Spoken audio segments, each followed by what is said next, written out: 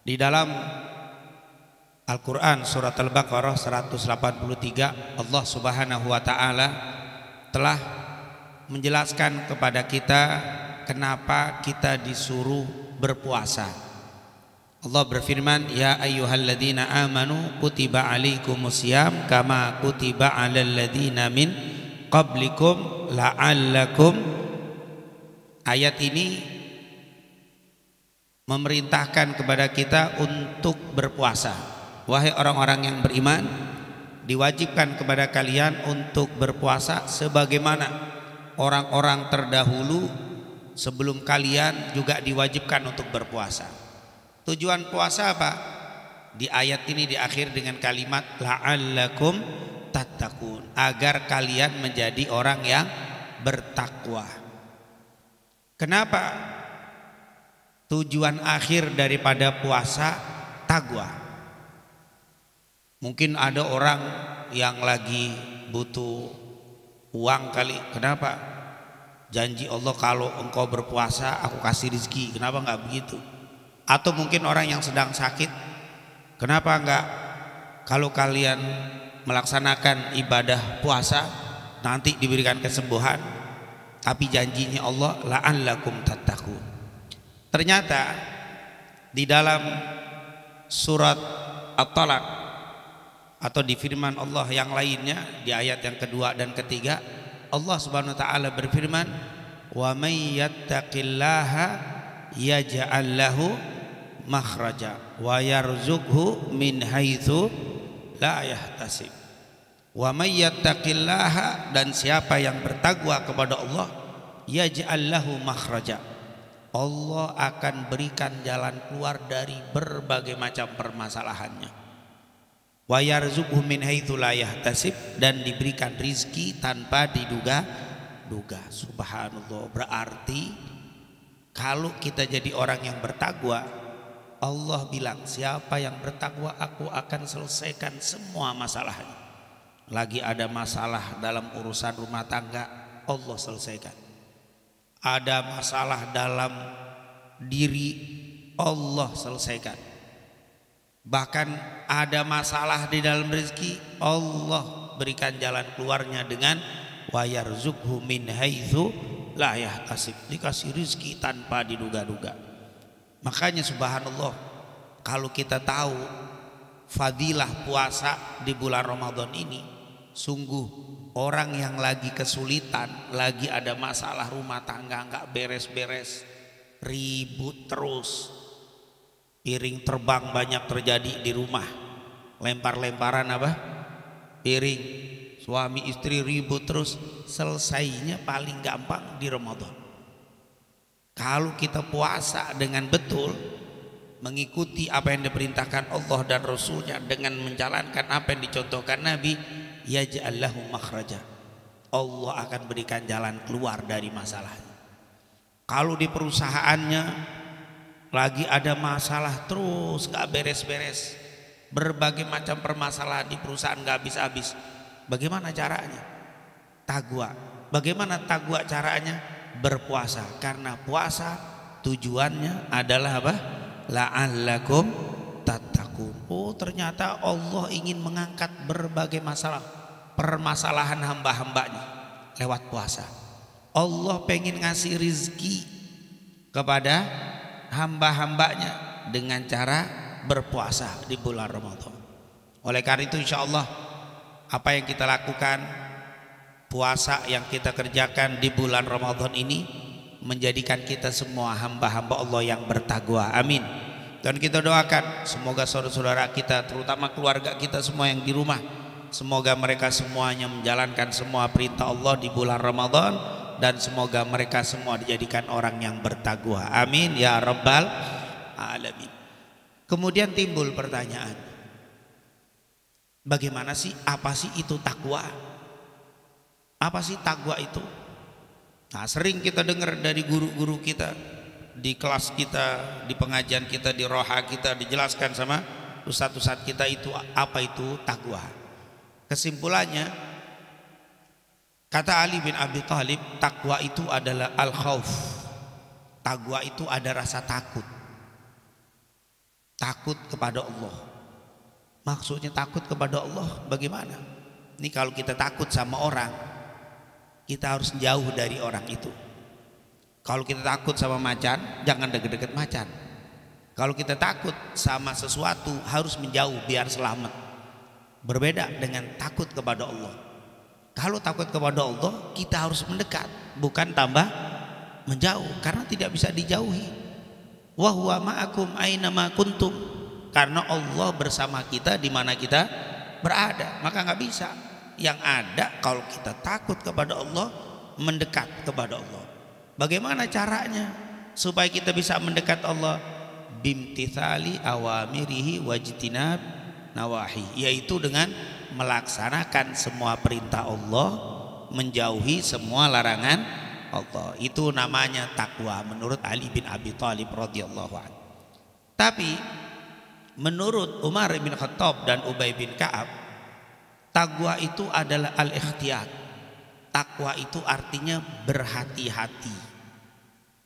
Kalau kita disuruh jalan di depan jalan, di jalanan itu ditebar pecahan kaca, dikasih duri, dikasih batu yang tajam, terus kita disuruh jalan, tapi jalannya nyeker, nggak pakai sendal.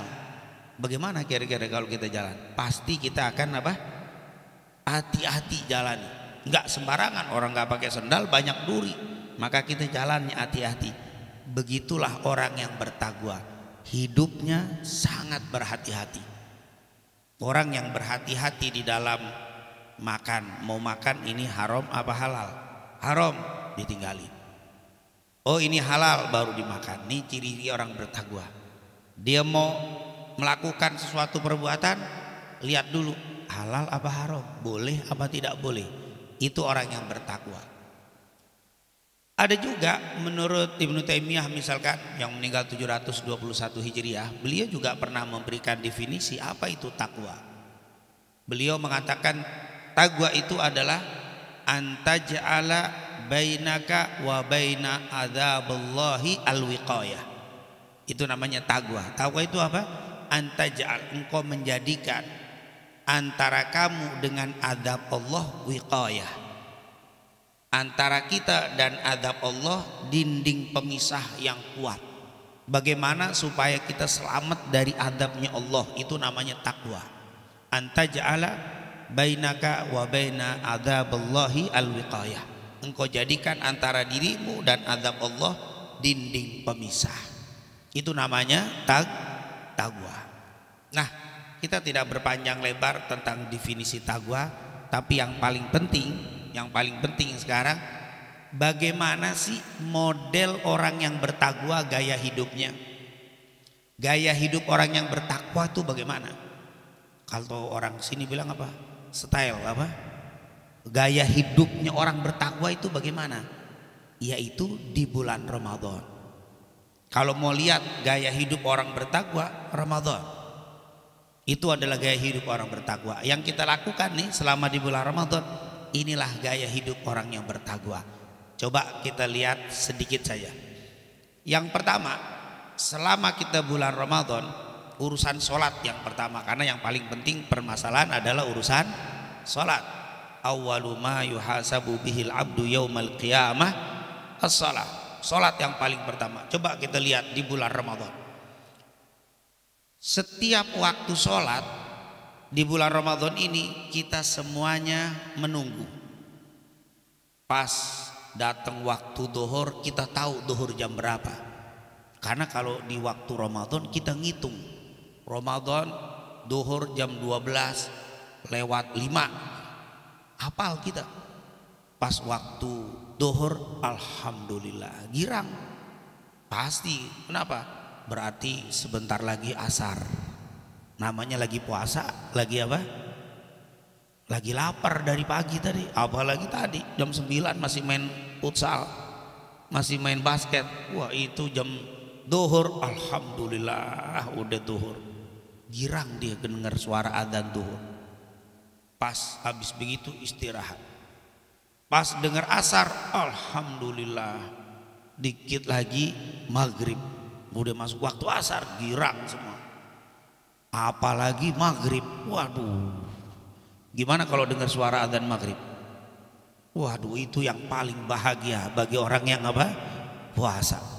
Lewat semenit, tahu kita udah lewat nih, udah lewat semenit. Waduh, itu kalau orang puasa, waktu itu menit aja dihitung. Waktu isya girang, subuh apalagi. Kalau bangun pas adzan subuh pada istighfar. Astagfirullah, kita bangun adzan subuh tuh. Kalau sebelum Ramadan adzan subuh gembira, girang orang adzan. Pas bangun adzan subuh sebelum Ramadan nih, alhamdulillah adzan subuh. Itu. Tapi kalau Ramadan gimana kalau bangun subuh? Istighfar. Kenapa istighfar? Lewat sahur, ya Allah. Tuh, itu orang yang bertakwa begitu tuh. Orang yang bertakwa nggak ada yang bangun sebelum bangun pas adzan subuh. Semua orang yang bertakwa adzannya bangunnya sebelum subuh. Kita masya Allah. Coba kalau ada yang bangun pas adzan subuh, apalagi ngeliat nasi udah siap, ya Allah. Air udah, ya Allah, ngelihat air lagi. Mana bukanya tadi sedikit, wah itu. Lihat sholat ditungguin, setiap datang waktu sholat kita bersyukur. Itu ciri orang bertakwa. Orang yang bertakwa nunggu waktu sholat, bukan sholat nunggu waktu kita. Kadang-kadang kan kalau orang di luar Ramadan, adzan duhur dia tidak bergerak, adzan asar biasa saja, maghrib kadang-kadang menjelang isya baru dia sholat, baru dia tahu. Kenapa? Itu bukan orang yang bertakwa. Orang yang bertakwa sangat-sangat perhatian dengan sholat. Lihat bagaimana Nabi kita Nabi Muhammad Sallallahu Alaihi Wasallam, ju'ilat qurratu aini as-shalah. Kata Rasul, Allah menjadikan pelipur hati dan mataku adalah sholat. Nabi paling senang dengan sholat. Bahkan kalau ketemu Bilal, arihna ya Bilal, Bilal kasih kabar gembira kepada kami, bikin arihna roha, bikin tenang, bikin senang kami wahai Bilal. Kapan adzan? Kapan adzan? Nabi nungguin sholat hidupnya. Nabi suka dan nunggu waktu sholat. Kalau sudah dengar dekat waktu adzan sholat, girang Nabi Muhammad. Dan itu terjadi pada diri kita di bulan Ramadan. Makanya ini ciri orang bertakwa. Allah mendidik kita selama sebulan biar begitu terus. Nanti maksudnya usai Ramadan tetap kita nunggu waktu sholat, tetap kita dengar adzan girang, dengar maghrib girang, dengar isya girang, bangun sebelum subuh. Itu pengennya dalam bulan Ramadan. Jadi kalau orang yang nggak di pesantren, itu di pesantren kilat nih namanya, dibikin pesantren kilat sebulan biar orang hidup gaya orang yang bertakwa. Ini contoh sholat. Terus apalagi urusan malam, bangun malam. Orang yang bertakwa itu selalu menghidupkan waktu malam. Tidak ada orang yang menjadi kekasih Allah, kalau bahasa orang sekarang wali. Tidak ada seorang wali tanpa bangun malam. Tidak akan pernah seseorang jadi waliullah tanpa qiyamul lail. Dalam hadis Mu'ad bin Jabal dari riwayat Imam Ahmad dengan sanad yang hasan, Rasulullah pernah bersabda, "Alaikum bi qiyamil lail fa innahu da'bus salihin min qablikum." Dikatakan apa? Alaikum bi qiyamil lail, hendaklah kamu hidupkan waktu malam, karena itu adalah kebiasaan orang-orang soleh sebelum kalian. Para walinya Allah itu, antum mau wali siapa? Mau yang kita kenal, baik Habib Hussein bin Abu Bakar Al-Idrus, siapa lagi? Habib Abdullah bin Muhsin Al-Attas Empang, atau siapa lagi? Kiai Hamid yang di Pasuruan, Kiai Khalil Bangkalan. Ulama-ulama para wali itu nggak ada yang jadi wali tanpa qiyamul lail. Jadi kita kalau mau jadi wali harus suka qiyamul lail, dan itu ada di bulan Ramadan. Kita dididik sama Allah di bulan Ramadan biar qiyamul lail. Lihat sekarang 23 kita kuat, 23 ini Ramadan, ini qiyamul lail. Lihat Nabi bilang apa? man qoma ramadhana imanan wahtisaban ghufira lahu ma taqaddama min dzanbi. Bukhari Muslim dari Abu Hurairah, siapa yang menghidupkan malam Ramadan, tujuannya bukan hanya malam Ramadan selesai, besok Syawal nggak qiyamul lail lagi, disuruh qiyamul lail walaupun mungkin nggak sebanyak 23 rakaat. Paling tidak jangan sampai kita dari isya tidur bangun-bangun subuh nggak ada qiyamul lail, berarti pendidikan Ramadan nggak berhasil. Mestinya nanti habis selesai Id kita pulang di rumah lalu balik lagi ke pesantren, tetap qiyamul lail, usahakan jangan sampai habis isya tidur bangun-bangun subuh. Kalau bangun-bangun subuh berarti belum menjadi kekasihnya Allah Subhanahu. Ini adalah ciri orang yang bertakwa, selalu menghidupkan malam qiyamul lail. Itu tidak ada seorang pun ulama yang menjadi kekasih Allah tanpa qiyamul lail. Dan alhamdulillah Ramadan sudah kita jalankan hampir malam ke-9. Betul apa tidak? Apa malam 20? Antum mau pulang cepat-cepat pulang aja, 20 udah mau pulang besok. Baru 9, tapi masih 11 hari lagi. Insya semangat terus, istiqomah, dan tidak terasa kita sudah 11 hari malam sampai 11 malam ini terus. Ini luar biasa. Ini merupakan gaya hidup orang yang bertakwa. Dia tidak langsung tidur tapi digunakan dulu untuk qiyamul lail. Subhanallah. Kemudian itu adalah gaya untuk di dalam kehidupan orang yang bertakwa. Dari segi malam juga kita selalu bangun sebelum subuh. Di sini jam berapa bangunnya? Kalau Ramadan jam 3. Kita bangun jam 3 persiapan. Itu dididik dalam sebulan bangun sebelum subuh. Subhanallah. Itu kalau kita nanti pas usai Ramadan pulang ke rumah, biasain jangan bangun pas adzan subuh. Kalau pas bangun adzan subuh itu muslim, itu mukmin, tapi orang yang bertakwa dan kekasih Allah belum. Kalau kekasih Allah bangunnya sebelum subuh. Surat Al-Furqan Allah berfirman, wa ibadur rahman alladzina yamsuna 'alal ardi hauna wa idza khatabahumul jahiluna qalu salama walladzina yabituna li rabbihim sujada wa qiyama. Lihat, wa ibadur rahman, dan para hamba-hamba Allah, para kekasih Allah. Ini surat Al-Furqan ayat 60. Dan para hamba-hamba Allah, para kekasihnya Allah. Wa ibadur rahman alladzina yamshuna 'alal ardi hauna, mereka kalau berjalan di atas muka bumi dengan penuh tawadhu, rendah hati. Wa idza khatabahumul jahiluna qalu salama, kalau dicaci, direndahkan, dihina sama orang-orang bodoh, qalu salama, dia enggak balas. Walladzina yabituna li rabbihim sujada wa qiyama, dan kalau di waktu malam mereka suka sujud. Alladzina yabituna li rabbihim sujada wa qiyama, banyak sujud, banyak bangun. Kayak kita sujud, bangun, berdiri, sujud 23. Itu adalah ciri-ciri hambanya Allah Subhanahu wa ta'ala. Makanya di dalam Al-Quran Allah berfirman apa?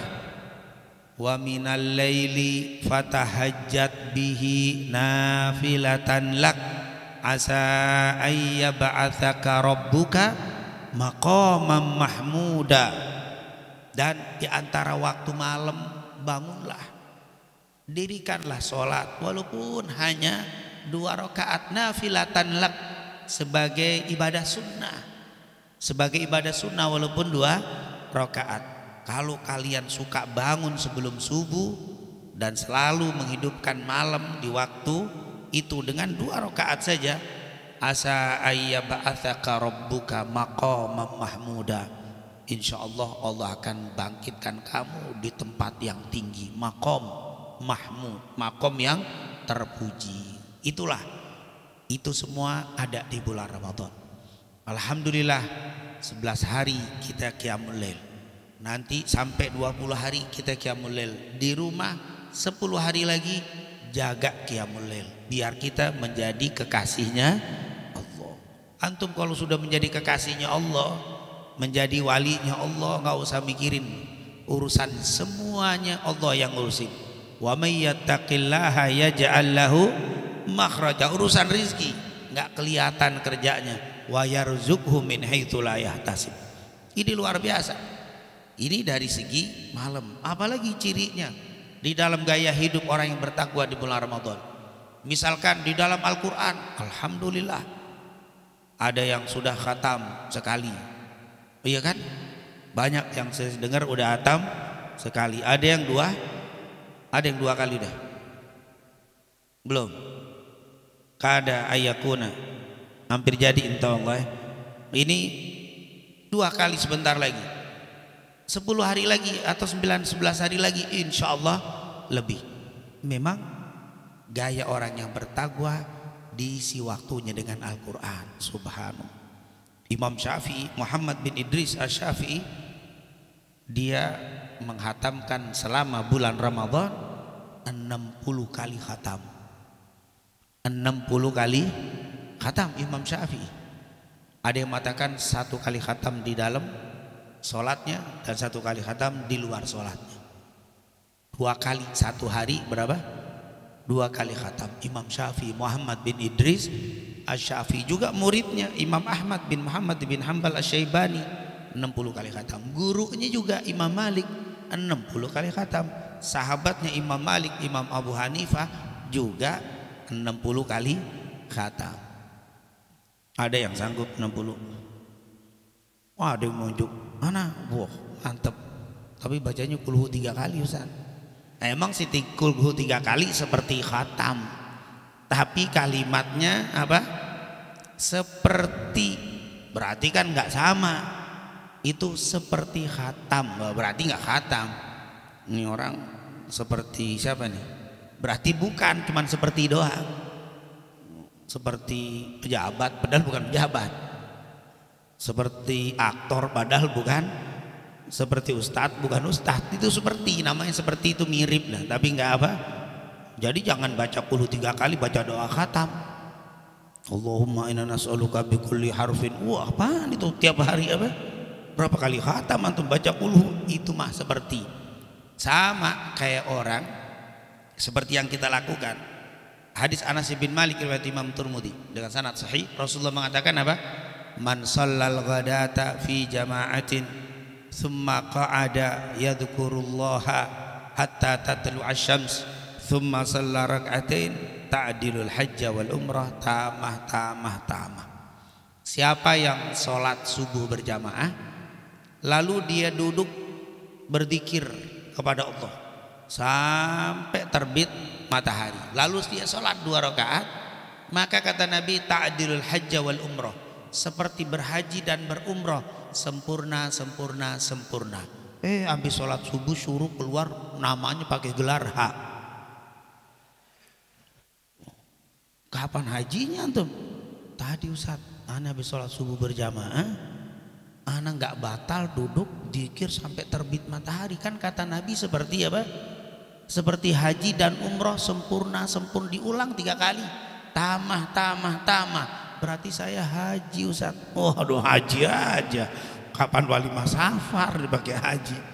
Besok begitu lagi, haji lagi. Akhirnya manggil namanya karena 10 hari. Haji double. Nggak bisa 1 dia kan.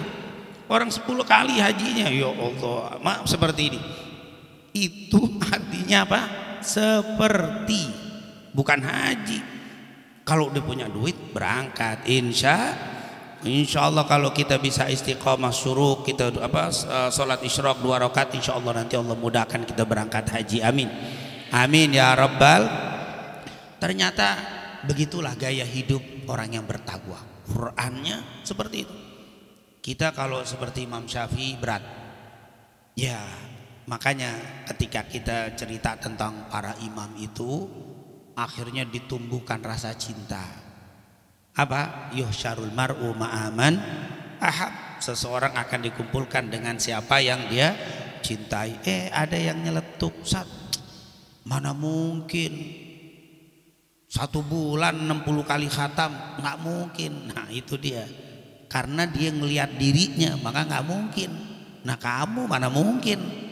Ini kita nggak ngomong tentang kamu, tapi kami bicara tentang Imam Syafi'i. Bagaimana kan nggak mungkin Imam Syafi'i itu hafal Al-Quran sebelum umur 7 tahun sudah hafal Quran, dan hafalnya itu mutqin, hafalnya itu melebihi hafalnya kita surat Fatihah. Kita hafal surat Fatihah sambil main bola baca Fatihah bisa gitu. Bismillahirrahmanirrahim, lari-lari ke sono tendang bisa, baca Fatihah bisa. Imam Syafi'i lebih kuat hafalannya Al-Quran melebihi hafalan antum tentang surat Fatihah. Bagaimana hafalnya kuatnya Imam Syafi'i umur sebelum 7 tahun. Imam Syafi'i jadi duduknya aja bisa 1 juz 2 juz, duduknya sebentar 1 juz 2 juz. Nah kita alif lam mim dzalikal kitabu la kapan khatamnya? Ada yang model begitu, Ustaz, antum kenapa nggak bisa? Enggak. Kata Nabi, man qara al-Qur'ana wa yatata'u fi, siapa yang membaca Al-Qur'an dan terbata-bata maka baginya 2 pahala. Jadi saya pengen 2 pahala terus, aduh payah ini. Itu maksudnya yang belum bisa, yang sudah bisa darajah nanti tinggi di surga, tapi yang belum bisa jangan kecil hati, belajar terus. Karena memang orang yang membaca Al-Quran terbata-bata itu pahalanya 2. Pahala yang pertama yaitu membaca huruf. Kan dari Abdullah bin Mas'ud riwayat Imam Abu Dawud dengan sanad hasan, Rasulullah pernah bilang begini, man qara'a harfan min kitabillah falahu hasanah wala aqulu alif lam mim harf walakin alif harf lam harf mim harf. Di riwayat yang lain, man qara'a harfan min kitabillah man qara'a harfan min kitabillah falahu hasanah wal hasanatu bi asyri amsalihha la aqulu alif lam mim harf lakin lam alif harf lam harf mim harf. Siapa yang membaca satu huruf dari Al-Quran akan dapat 1 pahala dan dilipatkan 10. Tidak aku katakan alif lam mim 1 huruf, tapi alif 1 lam 1 mim 1. Alif lam mim berapa huruf? Dapat pahala berapa? 30. Dzalikal kitabu la raiba fihi hudal lil muttaqin. Berapa itu? Banyak huruf deh itu. Kali berapa? Kali 1000 itu. Itu bagi yang lancar. Warattilil Qur'ana tartila. Tapi bagi yang baru belajar tadi tuh alif tetap dapat pahala. Bayangin tuh, ya Allah. Belajar kenapa dapat pahala? Huruf yang diucapkan tetap dapat pahala. Yang kedua, usaha untuk bisa dapat, itulah 2. Tapi jangan pengen 2 begitu mulu. Insya Allah tahun kemarin kita baru masuk pesantren masih begitu, tapi sekarang sudah tinggi. Apa bedanya? Yang lancar meninggikan derajat nanti di dalam surga. Insya Allah kita semuanya mendapatkan berbagai macam kebaikan dari huruf-huruf Al-Quran. Orang yang bertakwa hidupnya tidak pernah lepas dari Al-Quran. Subhanallah. Ramadan menjadikan kita orang yang bertakwa. Beginilah gaya orang bertakwa, nggak pernah lepas dari Al-Quran. Lagi kosong diem mojok baca Quran, lagi duduk kosong, itu gaya orang bertakwa tuh. Insya Allah Ramadan pergi, Quran tetap tidak boleh pergi dalam kehidupan kita. Insya Allah. Apalagi masalah sedekah. Oh iya, di bulan Ramadan itulah gaya orang yang bertakwa. Kalau bicara tentang sedekah, ada hadis sahih Muslim dari Abdullah bin Abbas. Beliau pernah bercerita, kana Nabiyyu sallallahu alaihi wasallam ajwadan nas wa ajwadu ma yakunu fi Ramadan hina yalqahu Jibril wa yudarisuhul Quran wajuduhu karihil mursalah. Kata Abdullah bin Abbas, Nabi Muhammad manusia yang paling dermawan. Tidak ada manusia yang lebih dermawan dari Nabi Muhammad SAW. Dan kedermawanannya meningkat ketika masuk bulan Ramadan. Tuh, bulan Ramadan tambah lagi. Makanya kita juga begitu. Di bulan Ramadan kita diajarkan untuk menjadi orang dermawan. Ya mungkin kalau gaya Nabi Muhammad nggak mungkin. Nggak ada yang bisa gayanya sedekah Rasulullah Sallallahu Alaihi Wasallam. Ajwa dan nas, manusia yang paling dermawan Nabi. Apa kata Aisyah?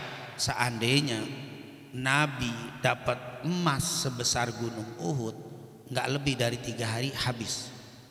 Nggak lebih dari 3 hari habis. Kemana? Disedekahin semua. Nabi Muhammad SAW. Nabi Muhammad pernah sholat. Ada yang mengatakan sholat duhur, ada yang mengatakan sholat subuh, ada yang bilang sholat asar. Intinya pernah satu sholat. Dalam Sahih Muslim diceritakan. Jadi imam selesai salam, assalamualaikum warahmatullahi wabarakatuh, langsung Rasulullah keluar. Rumahnya di sebelah sana pintunya, rumah Nabi. Langsung masuk ke rumah. Sahabat bingung ngelihat Nabi habis sholat langsung jalan. Nggak pernah Nabi sholat lantas jalan tuh, nggak pernah. Nabi kalau habis sholat zikir dulu, tasbih dulu, tahmid dulu. Ini langsung masuk, nggak lama keluar lagi. Sahabat bingung, tumben nih Nabi. Tapi memang sahabat tuh nggak langsung nanya, ditunggu dulu.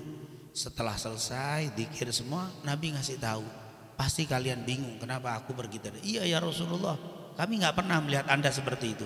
Setelah salam, lihat, setelah salam, assalamualaikum, assalamualaikum, saya teringat ada 14 dinar, dalam riwayat 16 dinar. Ada 14 atau ada 16 dinar di rumahku yang belum saya sedekahkan. Membuat saya gelisah. Saya takut kalau di rumah saya ada uang sementara saya tadi meninggal dunia. Maka saya langsung ke situ, saya ambil, ada Aisyah di dalamnya. Wahai Aisyah, tolong ini kasih nanti kepada fulan, kepada fakir miskin kasih. Baru aku tenang. Nabi Muhammad nggak tenang kalau di rumahnya ada duit. Kita gimana kira-kira? Tenang apa nggak tenang kalau ada duit di rumah? Berarti nggak kayak Nabi. Kalau Nabi justru nggak tenang kalau ada duit. Kalau kita tenang kalau ada duit. Nggak ada duit baru puyeng. Oh, Nabi terbalik. Subhanallah. Nabi Muhammad SAW. Sekali waktu lagi duduk, tiba-tiba ada seorang nenek tua datang ke Rasul, ngasih makanan, 1 kis, 1 bungkus. Dibuka sama Nabi, makanan sangat sederhana, miskin ibu, tapi pengen nunjukin tanda cinta sama Nabi, dia bersedekah sama Rasul. Makanan dikeluarin sama Nabi, dimakan girang. Nabi Muhammad kata Rasul, ini makanan yang saya tunggu nek. Masya Allah makanannya. Wah, dipuji. Tuh nenek kegirangan. Pas mau pulang, tunggu, jangan pulang dulu. Rasulullah mengambil sesuatu dari belakang, dimasukin ke kis. Tuh kuenya udah dikeluarin, dikasih ke nenek. Pas dibuka di tengah jalan, dinar emas, kepingan emas 1 rauknya Nabi. Serauknya Nabi gede, kalau raukan kita kecil. Tangannya Nabi besar, tangan kita segini. Ngerauk nggak pakai dilihat tuh jumlahnya berapa. Masuk 1 kis. Dia bilang, ya Allah, makanan yang segini, gorengan yang kita makan buka tadi, gorengan ditukar sama Nabi Muhammad dengan emas, dinar, dimasukin. Nabi waktu sedekah nggak pakai ngelihat itu masukinnya berapa. Kita promo lewat, keluarin dompet. Kira-kira di main, dilihat apa ya, langsung comot masukin apa dilihat dulu? Dipilih merah lewat, terus apa lagi, biru lewat, apa lagi, hijau lewat, apa lagi, ungu lewat, abu-abu dapat. Itu memang kita lain. Kalau Nabi nggak pakai mikir. Kalau dia bersedekah, la yakhaful faqr. Nabi Muhammad kalau bersedekah nggak takut miskin, semua dikasih. Habis perang Hunain di Taif, dapat ghanimah sebanyak-banyaknya. Nabi, bagian Nabi, kambing selembah itu punya Nabi semua, bagian Rasul. Ada orang Badui datang, belum masuk Islam. Ya Muhammad, udah kambingnya banyak banget, terus boleh dong bagi. Minta dia, si Badui minta sama Nabi. Oh, kata Nabi, kamu suka sama kambing? Suka. Ambil semua. Semua katanya. Semua, nggak tahu itu berapa jumlahnya, selembah penuh. Ambil semuanya. Katanya kamu Nabi, katanya kamu Rasul, tapi kok bercanda sih? Wah, dipikir Nabi bercanda. Katanya Nabi, kok bercanda, bergurau. Aku tidak bercanda. Ambil kalau gak mau. Langsung bener ambil, diambil. Dibawa. Badui ini zaman dulu rata-rata bisa bawa kambing. Selembah itu bisa dibawa seorang diri. Dia paling diambil, mungkin bosnya kali, bos kambing dibawa, udah ngikut tuh semuanya tuh. Kalau kita yang ngurus 3 kambing setengah mati, atau nggak beres-beres tuh. Kambing 3 nggak beres, ada yang lari ke sono, lari ke sini. Sebenarnya ada kuncinya tuh, bagaimana supaya apa? Ngikut. Itu diambil. Pulang ke kampungnya menjadi orang terkaya di kampungnya. Orang bingung, ini orang termiskin menjadi terkaya. Kaget, dari mana kamu harta? Aku dikasih oleh seseorang yang kalau sedekah nggak takut miskin. Siapa itu? Muhammad. Siapa Muhammad? Dia itu ngaku seorang nabi, dan setelah dia ngasih kambing ini, saya tidak ragu lagi kalau dia seorang nabi, dia seorang rasul. Asyhadu alla, dia teriak sekampung masuk Islam gara-gara sedekahnya Nabi Muhammad sallallahu alaihi wasallam. Ini luar biasa. Oh, kalau lihat sedekahnya Nabi udahlah, nggak ada yang kayak Nabi, nggak ada. Tapi paling tidak di bulan Ramadan orang yang bertakwa itu meningkatkan sedekahnya, meningkat. Makanya kata Nabi, kalau kau nggak bisa bersedekah harta yang banyak, man fattara shaiman, siapa yang bisa ngasih buka sama orang apa? Berpuasa, kasih, maka engkau mendapatkan pahala seperti orang yang berpuasa. Itu kan disuruh kita banyak ngasih apa? Berbuka. Walaupun orang dulu Nabi nyuruhnya berbuka, sekarang ngasihnya takjil, ya lumayan lah. Takjil sama berbuka beda apa sama? Takjil itu burger doang tadi tuh. Kalau buka apa? Nasi. Kalau kata anak santri mah burger nggak nendang, kecuali 5 baru beres tuh. Kalau 1 belum dia. Makanya selain takjil itu kecil tuh. Takjil itu apa? Mensegerakan. Nah, batalnya aja. Makanya lain. Sedekah paling tidak, kalau kau nggak bisa sedekah banyak, kasih berbuka, itu disuruh. Makanya bulan Ramadan, orang jadi bertakwa semua. Kita kalau lagi jalan nih di pondok, besok libur, kita di rumah, pas lagi jalan mau ke masjid terlambat, maghrib, nggak usah nyari restoran, antum berhenti di musola, di masjid aman. Tapi kalau belum Ramadan, sebelum bulan Ramadan, antum berhenti di masjid, Pak DKM, temuin ada DKM. Pak DKM, iya Pak, ada minum gak, aus nih? Nono di sono, ditunjuk keran, nggak ada air Pak, nggak ada, mana ada simpenan air dia.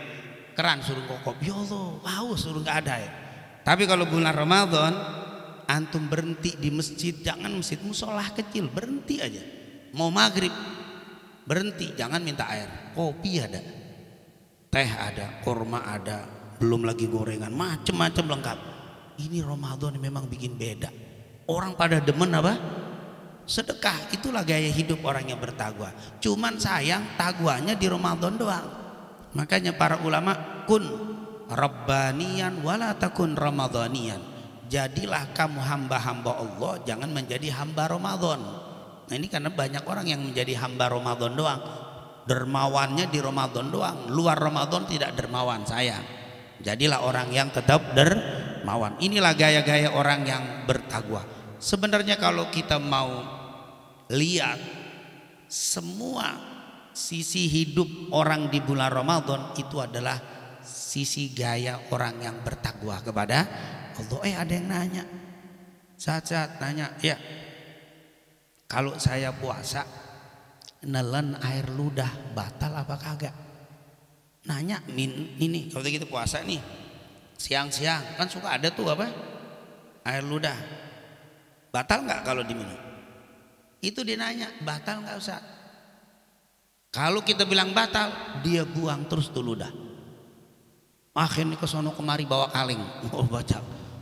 Akhirnya jam 2 siang dehidrasi, kurang cairan, habis terbanyak dibuang. Nggak batal kalau masih di dalam, kecuali kalau dia keluar sedot lagi. Nah itu bahaya itu. Artinya apa? Ini orang yang bertakwa. Lihat apa yang kita lihat, nelen air ludahnya sendiri, nanya hukumnya boleh apa enggak. Kalau enggak saya buang. Ya Allah, itulah ciri orang bertakwa, sangat hati-hati. Nelen ludahnya sendiri pakai nanya hukumnya. sayang di luar Ramadan air orang diminum. Mana taguannya hilang. Kalau Ramadan air ludahnya nanya, mau pan punya sendiri nanya. Di luar Ramadan nggak pakai nanya, teh main selodok aja diminum aja. Itu ciri orang yang nggak bertakwa. Makanya sebenarnya Ramadan ini benar-benar membentuk kita menjadi orang yang bertakwa. Sangat hati-hati kita lihat sisi Ramadan ini. Makanya subhanallah, seandainya usai bulan Ramadan gaya hidup tetap seperti Ramadan, jadilah antum orang-orang yang bertakwa dan permasalahan semua akan dibereskan. Yang belajar dikasih ilmu berkah, yang susah digampangin. Jangankan ilmu, rizki yang susah datang, masalah yang berat enteng kalau kita menjadi orang yang bertakwa. Oleh karena itu insya Allah kita betul-betul menjadikan Ramadan ini sebagai bulan yang membentuk kita menjadi pribadi-pribadi yang bertakwa kepada Allah Subhanahu wa Ta'ala. Beberapa hari ke depan, 20 hari lagi Ramadan akan berlalu. Tapi Qiyamul Lail tidak boleh berlalu, Quran tidak boleh berlalu, sedekah tidak boleh berlalu, kehati-hatian di dalam bersikap tidak boleh berlalu. Ramadan boleh pergi, tapi ketakwaan tidak boleh pergi dari kehidupan. Seperti yang dikatakan ulama tadi, kun rabbaniyan wala takun ramadhaniyan. Amin amin ya rabbal alamin. Rabbana taqabbal minna innaka antas samiul alim wa tub alaina innaka antat tawwabur rahim. Allahumma taqabbal siyamana wa qiyamana wa ruku'ana wa sujudana wa tadarru'ana wa qira'atana wa jami' ibadatina wa tammim taqsirana. Rabbana atina fid dunya hasanah wa fil akhirati hasanah wa qina adzabannar.